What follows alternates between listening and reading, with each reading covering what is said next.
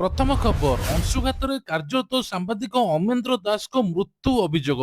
ପ୍ରବଳ ଖରା ଗୁଳିଗୁଳି ଯୋଗୁଁ ଆଜି ଜଣେ ସାମ୍ବାଦିକଙ୍କର ମଧ୍ୟ ମୃତ୍ୟୁ ହୋଇଛି। ଖବର ସଂଗ୍ରହ କରି ଘରକୁ ଫେରୁଥିବା ବେଳେ ଅସୁସ୍ଥ ଅନୁଭବ କରିଥିଲେ। ପରିବାର ଲୋକେ ତୁରନ୍ତ ଢେଙ୍କାନାଳ ମୁଖ୍ୟ ଚିକିତ୍ସାଳୟରେ ଭର୍ତ୍ତି କରିବା ପରେ ଡାକ୍ତର ତାଙ୍କୁ ମୃତ ଘୋଷଣା କରିଛନ୍ତି।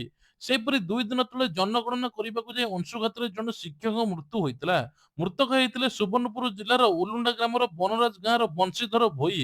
ତେବେ ଆଜି ପୁଣି ସମାନ ପରିସ୍ଥିତି ଦେଖାଯାଇଛି। ଏପଟେ ପ୍ରବଳ ଖରା ହେଉଛି। ପ୍ରଚଣ୍ଡ ଗ୍ରୀଷ୍ମ ଜ୍ୱାଳାରୁ ନିସ୍ତାର ମିଳୁନାହିଁ। ଭାଜି ହେଉଛି ପଶ୍ଚିମରୁ ଉପକୂଳ। ଆହୁରି 15 ଦିନ ପର୍ଯ୍ୟନ୍ତ ମିଳିବନି ତ୍ରାହି। ତତଲା ଝାଞ୍ଜିରେ ଦେହ ମୁଣ୍ଡ ପୋଡ଼ି ହେବା ଭଳି ମନେ ହେଉଛି। ଅସମ୍ଭାଳ ତାତି ଗୁଳିଗୁଳି ଯୋଗୁଁ ଦିନବେଳା ଏ ପ୍ରକାର କର୍ଫ୍ୟୁ ମନେ ହେଉଛି। ସକାଳ 10ଟା ପରଠାରୁ ରାସ୍ତାଘାଟ ସୁନସାନ ହୋଇପଡୁଛି। ଝାରସୁଗୁଡ଼ା, ସମ୍ବଲପୁର, ବଲାଙ୍ଗୀର, କେନ୍ଦୁଝର, ଅନୁଗୁଳ, ଖୋର୍ଦ୍ଧା ଜିଲ୍ଲାକୁ ୟେଲୋ ୱାର୍ଣ୍ଣିଂ ଜାରି କରିଛି ପାଣିପାଗ ବିଭାଗ। ବଲାଙ୍ଗୀର, ସମ୍ବଲପୁର, କନ୍ଧମାଳ ଅତ୍ୟଧିକ ଗରମ ଯୋଗୁଁ ଅଧିକ ଉତ୍ତପ୍ତ ରହୁଛି। ତେଣୁ ଏହି 3 ଜିଲ୍ଲାରେ ରାତିରେ ବି ୟେଲୋ ୱାର୍ଣ୍ଣିଂ ଜାରି ହୋଇଛି। ପରବର୍ତ୍ତୀ ଖବର ଓଲଟିଲା ତୀର୍ଥଯାତ୍ରୀ ବସ୍, ଏକାଧିକ ଯାତ୍ରୀ ଆହତ। ବସ୍ଟି କୋଲକାତାରୁ ଭୁବନେଶ୍ୱର ଯାଉଥିବା ବେଳେ ଭାରସାମ୍ୟ ହରାଇ ପୋଲ ତଳକୁ ଖସି ପଡ଼ିଥିଲା। ବାଲେଶ୍ୱର ଶେରଗଡ଼ ରୟାଲ ହୋଟେଲ ସମ୍ମୁଖରେ ଦୁର୍ଘଟଣା ଘଟିଛି। ଖନ୍ତାପଡ଼ା ପୋଲିସ ଘଟଣାସ୍ଥଳରେ ପହଞ୍ଚି ଗୁରୁତରକୁ ଉଦ୍ଧାର କରି ବାଲେଶ୍ୱର ମୁଖ୍ୟ ଚିକିତ୍ସାଳୟରେ ଭର୍ତ୍ତି କରିଛି। ବସ୍କୁ ଜବତ କରି ପୋଲିସ ଅଧିକ ତଦନ୍ତ କରୁଛି। ସେହିପରି ଗତ କିଛି ଦିନ ତଳେ ଜଗା ଦର୍ଶନ କରି ଫେରିବା ବେଳେ ଓଲଟିଲା ତୀର୍ଥଯାତ୍ରୀ ବସ୍। ଅଳ୍ପକେ ବର୍ତ୍ତି ଯାଇଥିଲେ ତୀର୍ଥଯାତ୍ରୀ। ଡ୍ରାଇଭର ଆହତ ହୋଇଥିଲେ। ଢେଙ୍କାନାଳର NH-55 କୋରିଆ ଛକ ନିକଟସ୍ଥ ବ୍ରାହ୍ମଣୀ ଦେବୀ ମନ୍ଦିର ନିକଟରେ ମଧ୍ୟ ଦୁର୍ଘଟଣା ଘଟିଥିଲା। ରାସ୍ତା ପାର୍ଶ୍ୱରେ ଥିବା ବାଲି ଗଦା ଉପରେ ବସ୍ଟି ଚଢି ଯାଇଥିଲା। ଫଳରେ ବସ୍ଟି ବଡ଼ ଦୁର୍ଘଟଣାରୁ ବର୍ତ୍ତି ମଧ୍ୟ ଯାଇଥିଲା। ପରବର୍ତ୍ତୀ ଖବର ଦେବଦୂତ ସାଜିଲା କୁକୁର, ବିଷାକ୍ତ ନାଗସାପ କବଳରୁ 30 ଜଣ କୋମଳମତି ଶିଶୁଙ୍କ ଜୀବନ ବଞ୍ଚାଇଲା। ମୟୂରଭଞ୍ଜ ଜିଲ୍ଲା ବାରିପଦା ବନଖଣ୍ଡ ଅଧୀନରେ ଡିହିରିକୁଳା ଗାଁରେ କୁକୁର କାଳିର ସାହସିକତା ନେଇ ଚର୍ଚ୍ଚାର ବିଷୟ ପାଲଟିଛି। ତେବେ କୁହାଯାଉଛି ଯେ ଶିଶୁ ବିଦ୍ୟାଳୟ ମନ୍ଦିରରେ ପିଲାମାନେ ପାଠ ପଢୁଥିଲେ। ବିଷାକ୍ତ ନାଗସାପ ଘର ଭିତରକୁ ପଶିବାକୁ ଚେଷ୍ଟା କଲା। କୁକୁରଟି ସାପକୁ ଅଟକାଇ ତା ସହିତ ଲଢେଇ କରିଥିଲା। ଯାହା ଫଳରେ ସାପଟି ଶିଶୁମାନଙ୍କ ପାଖକୁ ଯାଇପାରି ନଥିଲା। ସାପଟି ମାରି ଦେଇଥିଲା କୁକୁର। ଲଢେଇରେ ନିଜ ଜୀବନ ହାରିଥିଲା କାଳି। ତେବେ କୁହାଯାଉଛି ଯେ ଶିଶୁମାନଙ୍କ ସୁରକ୍ଷା କବଚ ସାଜିଥିଲା କାଳି। କାଳି ହେଉଛି ଏହି କୁକୁର ଯିଏକି ନିଜ ଜୀବନ ମଧ୍ୟ ଚାଲିଗଲା। ସାପ ସହିତ ଲଢେଇ କରି କରିକି ମଧ୍ୟ ସାପର ଜୀବନ ଗଲା, କିନ୍ତୁ କୁକୁରର ମଧ୍ୟ ଜୀବନ ଗଲା। ତେବେ ଡିହିରିକୁଳ ଗାଁରେ କାଳି କେବଳ ସାଧାରଣ କୁକୁର ନଥିଲା, 30 ଜଣ ପରିବାର ପାଇଁ ଏକ ଦେବଦୂତ ମଧ୍ୟ ସାଜିଥିଲା। ଗତକାଲି କୁକୁରର ଶେଷ କୃତ୍ୟ ମଧ୍ୟ କରାଯାଇଥିଲା। ପରବର୍ତ୍ତୀ ଖବର ହେଉଛି ପ୍ଲଟ ବ୍ୟବସାୟୀ ସୁଧୀର ପାତ୍ରଙ୍କ ଅପହରଣ ହତ୍ୟା ଘଟଣାରେ ଅଭିଯୁକ୍ତ ଝିଆରୀ ପୁତୁରା ସମେତ 9 ଜଣ ଗିରଫ। ସୁଧୀର ପାତ୍ରଙ୍କୁ ହଠାତ୍ ଅପହରଣ କରିଥିଲେ। ଅପହରଣ କରିବାର ମାଷ୍ଟର ମାଇଣ୍ଡ ଖଳନାୟିକା ଥିଲା ସୁଧୀର ପାତ୍ରଙ୍କର ଝିଆରୀ, ଯିଏକି ଏବେ ନିଜ ବୟଫ୍ରେଣ୍ଡକୁ ଲଗାଇ ନିଜ ଦାଦାର କିଡନାପ କରିଥିଲା। 2 କୋଟି ଟଙ୍କା ମୁଣ୍ଡ ଜାମିନ ରଖିଥିଲା। ଆଉ ଘଟଣାସ୍ଥଳରେ କାଲି ମଧ୍ୟ କୁହାଯାଇଛି ଯେ ସୁଧୀରଙ୍କୁ ବାଡେଇ ବାଡେଇ ଦରମଲା କରି ମାରି ଦେଇଛନ୍ତି। ଏପଟେ ମଧ୍ୟ ତଦନ୍ତ କରୁଛି ପୋଲିସ। ପ୍ରାୟ ପୋଲିସ 19 ଜଣଙ୍କୁ ପଚରା ଉଚରା କରିଛି। ହତ୍ୟା ପଛରେ ଆଉ କଣ ରହିଛି, ଆଉ କାହାର ମାଷ୍ଟର ମାଇଣ୍ଡ ରହିଛି, ସେ ନେଇକି ମଧ୍ୟ ପଦାକୁ ଆସିବ ବୋଲି କୁହାଯାଉଛି। ପରବର୍ତ୍ତୀ ଖବର ଏଣିକି ଆପାର୍ଟମେଣ୍ଟ କିଣିଲେ ଆଉ ଟିକସ ଦେବାକୁ ପଡିବ ନାହିଁ। ଏନେଇକି ରାଜସ୍ୱ ମନ୍ତ୍ରୀ କହିଛନ୍ତି ଘର ଖଣ୍ଡେ କିଣିଲେ ଟିକସରୁ ମୁକ୍ତି ମିଳିବ। ଗତକାଲି ରାଜ୍ୟ କ୍ୟାବିନେଟରେ ଏ ସମ୍ପର୍କିତ ବଡ଼ ନିଷ୍ପତ୍ତି ନିଆଯାଇଛି। ଆପାର୍ଟମେଣ୍ଟ ରେଜିଷ୍ଟ୍ରେସନ ନ ହେବାରୁ ରାଜସ୍ୱ ହରାଉଥିଲେ ସରକାର। କ୍ୟାବିନେଟ ନିଷ୍ପତ୍ତି ଫଳରେ ରାଜ୍ୟ ସରକାର ଅଧିକ ରାଜସ୍ୱ ପାଇବେ। ପୂର୍ବରୁ ଆପାର୍ଟମେଣ୍ଟ ରେଜିଷ୍ଟ୍ରେସନ ବେଳେ 2 ଥର ଷ୍ଟାମ୍ପ ଡ୍ୟୁଟି ଆକାରରେ ଟିକସ ନିଆଯାଉଥିଲା। 5 ଲକ୍ଷ ପର୍ଯ୍ୟନ୍ତ 3%, 10 ଲକ୍ଷ ପର୍ଯ୍ୟନ୍ତ 4%, 15 ଲକ୍ଷ ପର୍ଯ୍ୟନ୍ତ 5% ଟିକସ ପଡୁଥିଲା। ଏବେ 3ଟି ଟିକସ ସ୍ଲାବ ବଦଳରେ ଗୋଟିଏ 5% ଟିକସ ରହିଛି। ସେପରି ଆପାର୍ଟମେଣ୍ଟ ନିର୍ମାଣ ବେଳେ ଗୋଟିଏ ଟିକସ ଦେବାକୁ ପଡୁଥିଲା। ଏହି 2ଟି ଟ୍ୟାକ୍ସ ଉଚ୍ଛେଦ କରି ଗୋଟିଏ ଟିକସ କରାଯାଇଛି। ତେବେ ଆପାର୍ଟମେଣ୍ଟ ତିଆରି ବେଳେ ବଳକା କମନ ସ୍ପେସ ପାଇଁ ସାଂକେତିକ ଭାବେ 50,000 ଟଙ୍କା ଧାର୍ଯ୍ୟ କରାଯାଇଛି। ରାଜ୍ୟରେ ଆପାର୍ଟମେଣ୍ଟ ରେଜିଷ୍ଟ୍ରେସନକୁ ନେଇ ଦୀର୍ଘ 7-8 ବର୍ଷ ହେବ ସମ୍ପୂର୍ଣ୍ଣ ଅଚଳାବସ୍ଥା ସୃଷ୍ଟି ହୋଇଥିଲା। ପରବର୍ତ୍ତୀ ଖବର ତେଲେଙ୍ଗାନା ସରକାରଙ୍କର ବଡ଼ ନିଷ୍ପତ୍ତି। ଏଣିକି ବିଧାୟକ ମନ୍ତ୍ରୀ ମାନଙ୍କର କଟିବ ଅଧା ଦରମା। ନିଷ୍ପତ୍ତି ଅନୁଯାୟୀ ମନ୍ତ୍ରୀ ବିଧାୟକ ଅଧା ଦରମା କାଟି ଦିଆଯିବ। ରାଜ୍ୟରେ ଅବସରପ୍ରାପ୍ତ କର୍ମଚାରୀଙ୍କ ବକେୟ ପେନସନ ଦେବା ପାଇଁ ଐତିହାସିକ ନିଷ୍ପତ୍ତି ନିଆଯାଇଛି। ତେଲେଙ୍ଗାନା କ୍ୟାବିନେଟ୍ ମୁଖ୍ୟମନ୍ତ୍ରୀ ରେବନ୍ତ ରେଡ୍ଡି ନିଷ୍ପତ୍ତି ନେଇଛନ୍ତି ଯେ ଏଥିରେ ମନ୍ତ୍ରୀ ବିଧାୟକ ବେତନର 50% କାଟି ଦିଆଯିବ। ତେବେ ଏବେ କେବେଠାରୁ ଲାଗୁ ହେବ ତାହା ଜଣାପଡ଼ିନାହିଁ। ଖବର ମୁତାବକ ତେଲେଙ୍ଗାନାର ଅବସରପ୍ରାପ୍ତ କର୍ମଚାରୀ ବକେୟା 10 ବର୍ଷ ବାକି ପଡ଼ିଛି, ଯାହାକୁ ନେଇ ଦୀର୍ଘ ଦିନରୁ ଦାବି ହେଉଛି। ଏବେ ରାଜ୍ୟ ସରକାର ମନ୍ତ୍ରୀ ବିଧାୟକ ଦରମାରୁ ଏବେ କାଟିବେ ବୋଲି କହୁଛନ୍ତି। ରାଜ୍ୟରେ ପ୍ରାୟ 6,200 କୋଟି ଟଙ୍କାର ପେନସନ ବାକି ପଡ଼ିଛି। ତେଣୁ ଆଗାମୀ 100 ଦିନ ଭିତରେ ଏହି ବକେୟାକୁ ଦିଆଯିବ ବୋଲି କୁହାଯାଇଛି। ଏହି ନିଷ୍ପତ୍ତି ରାଜ୍ୟର ହଜାର ହଜାର ବୟସ୍କ ଏବଂ ସେମାନଙ୍କ ପରିବାରକୁ ଆଶ୍ୱସ୍ତି ଦେବ ବୋଲି କୁହାଯାଉଛି। ଏ ନେଇକି ଆପଣଙ୍କର ମତ କଣ ନିଶ୍ଚିନ୍ତ କମେଣ୍ଟ ମାଧ୍ୟମରେ ମଧ୍ୟ ଜଣାଇବେ। ପରବର୍ତ୍ତୀ ଖବର, ହାତରେ କ୍ୟାମେରା ଧରି ଗଙ୍ଗା ନୌକା ବିହାର କଲେ ପ୍ରଧାନମନ୍ତ୍ରୀ ନରେନ୍ଦ୍ର ମୋଦି, ଉଠାଇଲେ ବିଦ୍ୟାସାଗର ସେତୁ ଏବଂ ହାଉଡା ବ୍ରିଜର ଫଟୋ। ତେବେ ପ୍ରଧାନମନ୍ତ୍ରୀ ନରେନ୍ଦ୍ର ମୋଦି ପଶ୍ଚିମବଙ୍ଗ ବିଧାନସଭା ନିର୍ବାଚନ ପ୍ରଥମ ପର୍ଯ୍ୟାୟ ସରିବା ପରେ କୋଲକାତାର ହୁଗୁଳି ନଦୀରେ ସମୟ ଅତିବାହିତ କରିଛନ୍ତି। ହୁଗୁଳି ନଦୀରେ ନୌକା ବିହାର କରିବା ସହିତ ଫଟୋ ଉଠାଇଛନ୍ତି। ହାତରେ କ୍ୟାମେରା ଧରି ବିଦ୍ୟାସାଗର ସେତୁ ଓ ହାଉଡା ବ୍ରିଜର ଫଟୋ ଉଠାଇଛନ୍ତି। ପ୍ରଧାନମନ୍ତ୍ରୀ ନିଜ ସୋସିଆଲ ମିଡିଆରେ ଫଟୋ ସେୟାର କରି କହିଛନ୍ତି, ହୁଗୁଳି ନଦୀକୁ ପଶ୍ଚିମବଙ୍ଗର ସଂସ୍କୃତି ସହିତ ଜଡ଼ିତ। ମା ଗଙ୍ଗାଙ୍କର ବଙ୍ଗାଳୀ ଜୀବନରେ ବିଶେଷ ସ୍ଥାନ ରହିଛି। ଏହି ଚଳ ପ୍ରାଚୀନ ସଭ୍ୟତା ଓ ଭାବନାକୁ ନିଜ ସାଥିରେ ବାନ୍ଧି ରଖିଛି। ପ୍ରଧାନମନ୍ତ୍ରୀ ମୋଦି କାଳରେ ଗଙ୍ଗା ନଦୀ ତଟରେ କିଛି ସମୟ ଅତିବାହିତ କରିଛନ୍ତି। ଏହା ସହିତ ମା ଗଙ୍ଗାଙ୍କ ପ୍ରତି କୃତଜ୍ଞତା ମଧ୍ୟ ଜଣାଇଛନ୍ତି। ପରବର୍ତ୍ତୀ ଖବର, କେନ୍ଦ୍ରମନ୍ତ୍ରୀ ନୀତିନ ଗଡକରୀ ଓ ତାଙ୍କ ପରିବାରକୁ ହତ୍ୟା ଧମକ, ପୋଲିସ ଜଣକୁ ମଧ୍ୟ ଗିରଫ କରିଛି। ଧମକ ମିଳିବା ପରେ ନାଗପୁର ପୋଲିସ ଅଭିଯୁକ୍ତ ବିରୁଦ୍ଧରେ ମାମଲା ଦାୟର କରିଛି। ପୋଲିସ ମୁତାବକ ଅଖିଳ ଭାରତୀୟ ହିନ୍ଦୁ ମହାସଭାର ରାଷ୍ଟ୍ରୀୟ ଅଧ୍ୟକ୍ଷ ଦିଲ୍ଲୀର ନାଗୋଲୋଇ ନିବାସୀ ସୁମିତ କୁମାର ଚୌହାନଙ୍କୁ ବ୍ୟକ୍ତିଗତ କାମରେ ଯାଇଥିଲେ। ଯଶବନ୍ତ ଷ୍ଟାଡିୟମ ବେଳେ ଫେରୁଥିବା ବେଳେ ଫେସବୁକରେ ସନାତନୀ ଶେର ନାମକ ଏକ ଆକାଉଣ୍ଟରେ ଅପଲୋଡ ହୋଇଥିଲା ଏବଂ ହତ୍ୟା ଧମକ ଦିଆଯାଇଛି। ନୀତିନ ଗଡକରୀ ତାଙ୍କ ପରିବାରକୁ ସମ୍ପୂର୍ଣ୍ଣ ମାରିଦେବା ପାଇଁ ଦିଆଯାଇଛି। ଅଭିଯୁକ୍ତ ଜଣକ ଗଡକରୀ ପରିବାର ଓ ଆପତ୍ତିଜନକ ଭାଷା ବ୍ୟବହାର କରି ଧମକ ଦେଇଛନ୍ତି। ଏହି ଭିଡିଓକୁ ଲିଙ୍କ ଓ ଭିଡିଓ ଧାର୍ମିକ ଭାବନାକୁ ଉସ୍କାଉଥିବା ବିଭିନ୍ନ ସମ୍ପ୍ରଦାୟ ତିକ୍ତତା ଆଣିବା ପାଇଁ ବୟାନ ସାମ୍ନାକୁ ଆସିଥିଲା। ଏହାର ମଧ୍ୟ ଦେଖିଥିଲେ ଜଣେ ବ୍ୟକ୍ତି ଧନ୍ତଲି ଥାନାରେ ଅଭିଯୋଗ କରିଥିଲେ। ତାପରେ ଅଭିଯୁକ୍ତକୁ ମଧ୍ୟ ଗିରଫ କରିଛି ପୋଲିସ। ପରବର୍ତ୍ତୀ ଖବର, ଆସନ୍ତା 27 ତାରିଖରୁ ସମ୍ପୂର୍ଣ୍ଣ ସ୍କୁଲ କଲେଜ ଅଙ୍ଗନବାଡି ଛୁଟି, ଏନେକି ସରକାର ବଡ ଘୋଷଣା କରିଛନ୍ତି। ତେବେ କୁହାଯାଉଛି ଜୁନ ମାସ 17 ପର୍ଯ୍ୟନ୍ତ ସ୍କୁଲ ଛୁଟି ରହିବ। ବିଶେଷ କରି ଗ୍ରୀଷ୍ମ ପ୍ରବାହକୁ ଦୃଷ୍ଟିରେ ରଖି ସରକାରୀ ବେସରକାରୀ ଅଙ୍ଗନବାଡି କେନ୍ଦ୍ର ପ୍ରଶିକ୍ଷଣ କେନ୍ଦ୍ର ସବୁ ବନ୍ଦ ରହିବ। ଏନେକି ଏସଆରସି ମଧ୍ୟ ଜାରି ରହିଛି।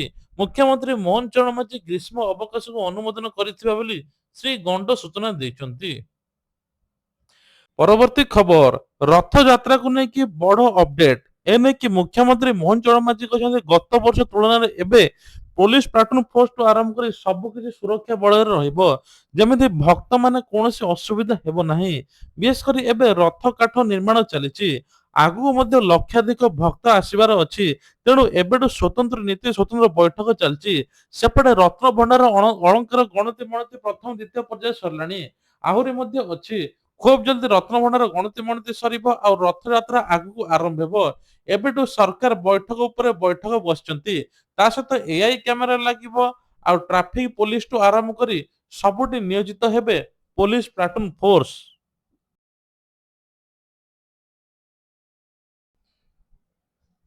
ପରବର୍ତ୍ତୀ ଖବର, ରାଜ୍ୟରେ ଗ୍ୟାସ ସିଲିଣ୍ଡର ସଂକଟ ଯୋଗୁଁ ଥମୁ ନାହିଁ। ଖାଉଟିମାନେ ବିଚଳିତ ନ ହେବା ଲାଗି ସରକାର କହୁଥିଲେ ହିଁ ସକାଳ 6ଟାରୁ ଲୋକ ଲାଇନ ଲଗାଉଛନ୍ତି ଗ୍ୟାସ ଏଜେନ୍ସି ପାଖରେ। ଏପଟେ ଗ୍ୟାସ ମିଳୁନାହିଁ। ବୁକିଂର 50 ଦିନ ହେଇସାରିଲା ପରେ ମଧ୍ୟ ଏମାନଙ୍କୁ ଗ୍ୟାସ ମିଳୁନି ଗାଁ ଗହଳିରେ। ସହରରେ ମଧ୍ୟ ସମାନ ସ୍ଥିତି ଦେଖିବାକୁ ମିଳୁଛି। ସହରରେ ମଧ୍ୟ କୁହାଯାଉଛି ବୁକିଂର ମଧ୍ୟ ଖୁବ୍ ଜଲ୍ଦି ଗ୍ୟାସ ମିଳିବ, କିନ୍ତୁ ଶହ ଶହ କଳା ବଜାରୀ ଧରା ପଡୁଛନ୍ତି, ଯୋଉମାନେ ଏବେ ଘରୋଇ ଗ୍ୟାସକୁ ନେଇକି ମଧ୍ୟ ବିକ୍ରି କରୁଛନ୍ତି।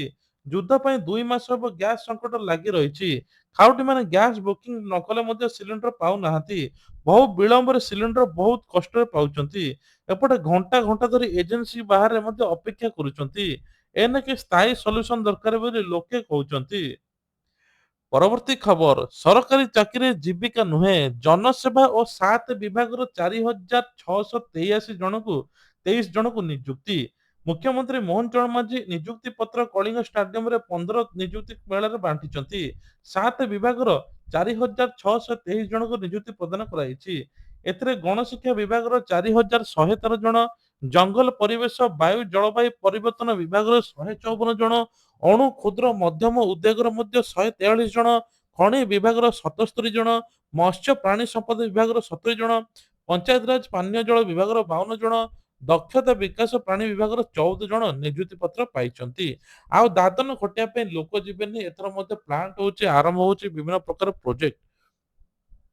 ପରବର୍ତ୍ତୀ ଖବର, ପର ଟଙ୍କାକୁ ଲୋଭ କଲେନି ଲୋକେ, କହିଲେ ସଂସାର ଅଛି ତ ଭଲ ଲୋକେ।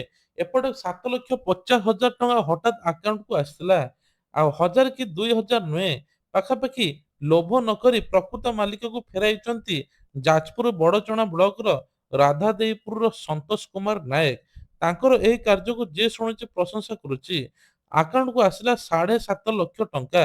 ତୁରନ୍ତ ବ୍ୟାଙ୍କ ମ୍ୟାନେଜରକୁ ପଚାରିଲେ, ତାପରେ ପ୍ରକୃତ ମାଲିକକୁ ଫେରାଇଛନ୍ତି। ତେବେ କୁହାଯାଉଛି ସନ୍ତୋଷଙ୍କ ବ୍ୟାଙ୍କ ଆକାଉଣ୍ଟକୁ ଡିସେମ୍ବର ମାସରେ ଆସିଥିଲା। ଯେହେତୁ ଯୋଉ ଲୋକ ଓନର, ଯେ ପ୍ରକୃତ ମାଲିକ, ସିଏ ଆର୍ମିରେ କାମ କରୁଥିଲେ, ତାଙ୍କର ଚାକିରିରେ ଛୁଟି ମିଳୁନଥିଲା, ତେଣୁ ତାଙ୍କର ବିଶ୍ୱାସ ଥିଲା ଯେ ଦିନେ ନା ଦିନେ ଫେରେଇବେ। ଏହି ଏପ୍ରିଲ ମାସରେ 4 ମାସ ପରେ ଆସିଛନ୍ତି ଯାଜପୁର ଜିଲ୍ଲା ସନ୍ତୋଷ ପାଖକୁ। ଆଉ ସନ୍ତୋଷ ମଧ୍ୟ କୁଣ୍ଠାବୋଧ ନକରି 7.5 ଲକ୍ଷ ଟଙ୍କା ତାଙ୍କ ଆକାଉଣ୍ଟକୁ ଦେଇଛନ୍ତି। ପରବର୍ତ୍ତୀ ଖବର, ଅର୍ଥମନ୍ତ୍ରୀ ନିର୍ମଳା ସୀତାରମଣ, ପ୍ରତି ବ୍ୟାଙ୍କରେ ସାଇବର ଆକ୍ରମଣ ବିପଦ, ଉଚ୍ଚସ୍ତରୀୟ ତନାଘନା ମଧ୍ୟ ଆରମ୍ଭ ହୋଇଛି। ତେବେ ଏଥର ବ୍ୟାଙ୍କରେ ମଧ୍ୟ ନୂତନ ମଡେଲ ପ୍ରସ୍ତୁତ ହେଉଛି, ଯାହାଫଳରେ ହ୍ୟାକର ମାନେ ଆଉ ହ୍ୟାକ୍ କରିପାରିବେ ନାହିଁ। ଅର୍ଥମନ୍ତ୍ରୀ ବ୍ୟାଙ୍କ ଗୁଡ଼ିକୁ ସେମାନଙ୍କ ଆଇଟି ସିଷ୍ଟମ ଗ୍ରାହକ ତଥ୍ୟକୁ ସୁରକ୍ଷିତ ରଖିବା ପାଇଁ ଆବଶ୍ୟକ ପଦକ୍ଷେପ ନେବା ପାଇଁ ନିର୍ଦ୍ଦେଶ ଦେଇଛନ୍ତି। ଅର୍ଥ ମନ୍ତ୍ରାଳୟ କହିଛନ୍ତି ଯେ ମାଇଥସ୍ ଦ୍ୱାରା ଦେଖାଯାଉଥିବା ବିପଦ ଅଭୂତପୂର୍ବ, ଏଥିପାଇଁ ଆର୍ଥିକ ପ୍ରତିଷ୍ଠାନ ବ୍ୟାଙ୍କ ମଧ୍ୟରେ ସମନ୍ୱୟ ଉଚ୍ଚସ୍ତରୀୟ ପ୍ରସ୍ତୁତି ଆବଶ୍ୟକ। ମନ୍ତ୍ରାଳୟରେ ଏବେ ହ୍ୟାକିଂ ପ୍ରୟାସକୁ ଚିହ୍ନଟ କରିବା, ତୁରନ୍ତ ପ୍ରତିକ୍ରିୟା ଦେବା ପାଇଁ ଢାଞ୍ଚା ସୃଷ୍ଟି କରିବା ଯୋଜନା କରାଯାଉଛି। ସାଇବର ଆକ୍ରମଣ ବିଷୟରେ ସୂଚନା ବାଣ୍ଟିବା, ଏ ପ୍ରକୃତ ସମୟ ଗୁଇନ୍ଦା ସୂଚନାରେ ଆଦାନ ପ୍ରଦାନ ବ୍ୟବସ୍ଥାକୁ ସ୍ଥାପନ ବ୍ୟାଙ୍କ ଗୁଡ଼ିକୁ ପରାମର୍ଶ ଦେଇଛି। ପରବର୍ତ୍ତୀ ଖବର, ଏଥର ହ୍ୱାଟ୍ସଆପରେ କେବଳ ଚାଟିଂ କରିପାରିବେ ନାହିଁ, ହ୍ୱାଟ୍ସଆପରେ ମଧ୍ୟ ଆପଣ ମୋବାଇଲ ରିଚାର୍ଜ କରିପାରିବେ। ହ୍ୱାଟ୍ସଆପରେ ଆସୁଛି ନୂଆ ଫିଚର। ତେବେ ଏଥିରେ ଲୋକମାନେ ହ୍ୱାଟ୍ସଆପ ବାହାରକୁ ଯାଇ ଆପଣ ପେମେଣ୍ଟ କରିପାରିବେ, ରିଚାର୍ଜ ମଧ୍ୟ କରିପାରିବେ ବୋଲି ହ୍ୱାଟ୍ସଆପ ଏହି ଫିଚର ଆଣୁଛି। ପରବର୍ତ୍ତୀ ଖବର, ରିଜର୍ଭ ବ୍ୟାଙ୍କ ଅଫ ଇଣ୍ଡିଆ, ତେବେ 15,000 ପର୍ଯ୍ୟନ୍ତ ଅଟୋ ପେ ପାଇଁ ଦରକାର ପଡ଼ିବନି ଓଟିପି, ନିୟମ ବଦଳାଇଲା ରିଜର୍ଭ ବ୍ୟାଙ୍କ। ତେବେ ଏଭଳି ପେମେଣ୍ଟ ଓଟିପି ଦରକାର ନାହିଁ। କୌଣସି କାରଣ ଓଟିପି ନ ଆସିଲେ ପେମେଣ୍ଟ ବିଫଳ ହେଉଥିଲା। ତେବେ ଏହି ସୁବିଧା ଆପେ ଆପେ ମିଳିବ ନାହିଁ। ଅଟୋ ପେ ବ୍ୟାଙ୍କର ଇ ମ୍ୟାନେଜମେଣ୍ଟ ପଞ୍ଜୀକରଣ କରିବାକୁ ପଡ଼ିବ। ସେହି ମ୍ୟାଣ୍ଡେଟ୍ ଅନୁସାରେ ଖାତାରୁ ଟଙ୍କା କଟୁଥିବା ପ୍ରମାଣ ପରିମାଣ ନିର୍ଦ୍ଧାରିତ ସମୟ ଅତିକ୍ରମ କଲେ ଓଟିପି ଦରକାର ପଡ଼ିବ ବୋଲି କୁହାଯାଉଛି। ପରବର୍ତ୍ତୀ ଖବର, ସରକାରଙ୍କର ବନ୍ଦ ହେବ ନିଷ୍କ୍ରିୟ ଯୋଜନା, ସରକାରୀ ଯୋଜନାରେ ହେବାକୁ ଯାଉଛି ବଡ଼ ପରିବର୍ତ୍ତନ। ଅକାମୀ ଯୋଜନା ଗୁଡ଼ିକ ବନ୍ଦ କରିବା ପାଇଁ ରାଜ୍ୟ ସରକାର ମୁଖ୍ୟମନ୍ତ୍ରୀ ମୋହନ ଚରଣ ମାଝୀ ଘୋଷଣା କରିଛନ୍ତି। ଏପ୍ରିଲ 16ରୁ 18 ତାରିଖ ପର୍ଯ୍ୟନ୍ତ ଉଚ୍ଚସ୍ତରୀୟ ବୈଠକ ବସିଥିଲା। ତେବେ 23ଟି ବିଭାଗର ଯୋଜନା ଗୁଡ଼ିକ ସମୀକ୍ଷା ହୋଇଥିଲା, ଯାହା ଏପର୍ଯ୍ୟନ୍ତ ରାଜ୍ୟରେ ସେହି ଯୋଜନା ଗୁଡ଼ିକ ଅକାମୀ ହୋଇ ପଡ଼ିଛି। ତୁରନ୍ତ ସେଗୁଡ଼ିକ ବନ୍ଦ କରାଯିବ ବୋଲି କୁହାଯାଉଛି। ପରବର୍ତ୍ତୀ ଖବର, ରାଜ୍ୟରେ କମୁଛନ୍ତି ତରୁଣ, ବଢୁଛନ୍ତି ବୟସ୍କ, ଦ୍ରୁତ ଗତିରେ ବୁଢା ହେଉଛି ଓଡ଼ିଶା। ମାତ୍ର 5 ବର୍ଷ ଅପେକ୍ଷା, 2031 ବେଳକୁ ସମ୍ପୂର୍ଣ୍ଣ ବୁଢା ହୋଇଯାଇଥିବ ଓଡ଼ିଶା। ହରାଇବେ ତରୁଣର ରାଜ୍ୟ ମାନ୍ୟତା, ଜନସଂଖ୍ୟାରେ ହେଉଛି ନୀରବ ପରିବର୍ତ୍ତନ। ବାହାରକୁ ଜଣାପଡୁଥିଲେ ବି ରାଜ୍ୟ ପାଇଁ ସାଂଘାତିକ। ଜାତୀୟ ହାରଠୁ ଅଧିକ ବେଗରେ ବୁଢା ହେଉଛି ଓଡ଼ିଶା। ଭାରତୀୟ ଷ୍ଟେଟ ବ୍ୟାଙ୍କର ଗବେଷଣା ଶାଖାରୁ ଏଭଳି ରିପୋର୍ଟ ଆସିଛି। 2011 ମସିହାରେ ଓଡ଼ିଶାର ମୋଟ ଜନସଂଖ୍ୟା 70 ବର୍ଷରୁ ଅଧିକ ବୟସ୍କ ଲୋକ 9.3% ଥିଲା। 2016ରେ 10.3 ରହିଲା। 2021ରେ 11.5% ବୃଦ୍ଧି ପାଇଛି। ଚଳିତ ବର୍ଷ ହାର ଏବେ 13% ହୋଇଯିବ। 2036 ବେଳକୁ 17% ବୃଦ୍ଧି ପାଇବ ବୋଲି କୁହାଯାଉଛି। ତେବେ 2031 ବେଳକୁ କେରଳ, ତାମିଲନାଡୁ, ହିମାଚଳ ପ୍ରଦେଶ, ପଞ୍ଜାବ, ଆନ୍ଧ୍ରପ୍ରଦେଶ, ପଶ୍ଚିମବଙ୍ଗ, ମହାରାଷ୍ଟ୍ର, ଓଡ଼ିଶା, କର୍ଣ୍ଣାଟକ ବୁଢା ହୋଇଯାଇଥିବେ। 2036 ବେଳକୁ ଗୁଜରାଟ, ଜାମ୍ମୁ କାଶ୍ମୀର ଏହି ବର୍ଗରେ ଯୋଡିବେ ବୋଲି କୁହାଯାଉଛି।